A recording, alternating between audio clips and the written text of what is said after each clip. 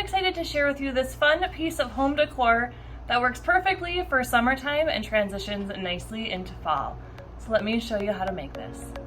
To start out, we're going to take 4 pieces of coordinating paper and we are going to trim them down to fit inside our plaque. First, we're going to take the paper that we're going to put at the top of the plaque. Mine is the blue floral paper, and we're going to trim it down to 8 inches by 10 5/8 inch. And then you can place it inside your plaque towards the top. Next, we will grab the paper that's going to go on the bottom of the plaque. For me, it's my mustard arrowed paper, and we're going to trim that down to 3.5 inches by 10 5/8 inch. And if any of your papers are directional, make sure you're cutting them to fit the direction you want them to be inside the frame. Then you'll take the piece of paper that you want to mat the photo on. I used a blue striped paper, and you'll trim that to 4 1/4 inch by 6 1/4 inch. And you can place that behind your photo. We're going to mat the photo on one more piece of paper, so grab another coordinating piece. I went back to my mustard colored paper and trim that to 5 by 7. Next, we're going to grab 3 coordinating pieces of paper and cut out the 3 banners that we're going to put in the upper left-hand corner of our frame. The first banner I created was out of my blue polka dotted paper. I cut a strip that was 2.5 inches. And I left it the length of the paper, and then I took my We Are Memory Keepers banner punch. I punched the end of the banner, and then I went back to my paper cutter and I trimmed it down to be 6 3/4 inches long. We'll repeat that same process for our second banner. So I took my blue striped paper, I cut a 2-inch strip and left it the length of the paper. I punched it with my banner punch, and then I trimmed it down to be 4 3/4 inch long. And we'll repeat that one more time with one more piece of coordinating paper.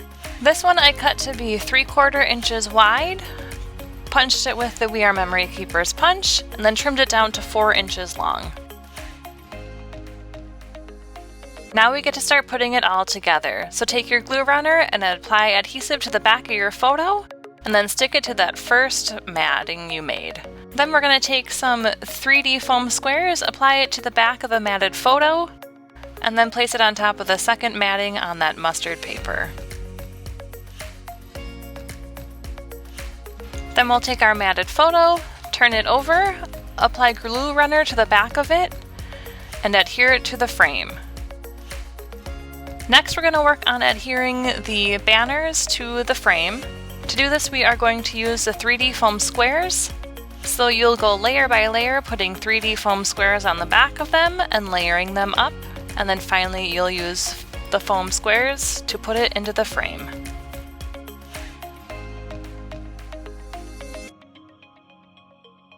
Now we're going to take our piece of chipboard that you have cut down to 10 5/8 inch by 10 5/8 inch.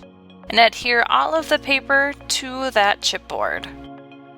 We'll start this process by putting glue runner on the back of the blue floral paper, putting it towards the top of the frame, and then we'll take our yellow mustard strip, put glue runner on the back of that, and put that towards the bottom of the frame.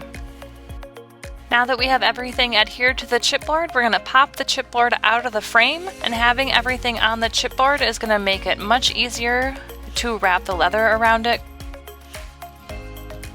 Now we're going to get ready to adhere the leather strip to the top of the chipboard.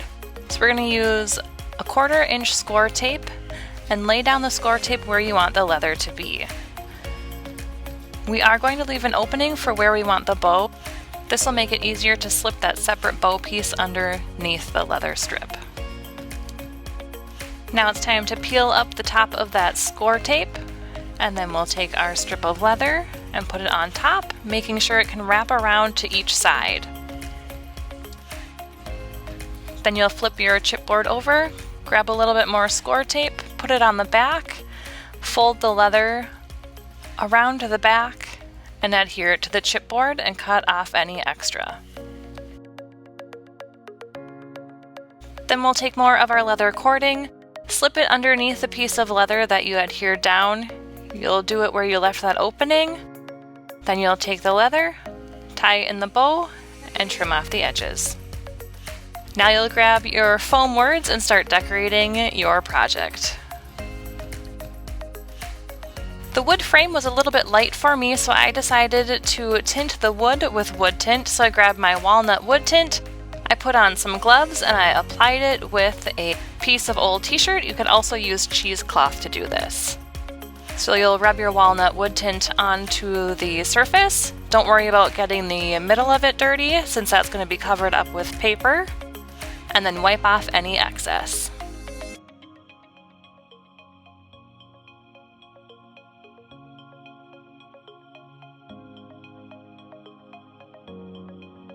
Now we finally get to put that chipboard decoration inside of our frame. So I added some 3D foam squares to the back of my board just to compensate for the thickness of the leather, so it lays nicely on the board.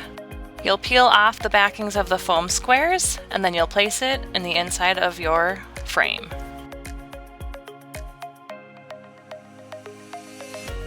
And then our last and final step is to take a sanding block and distress the edges of the project.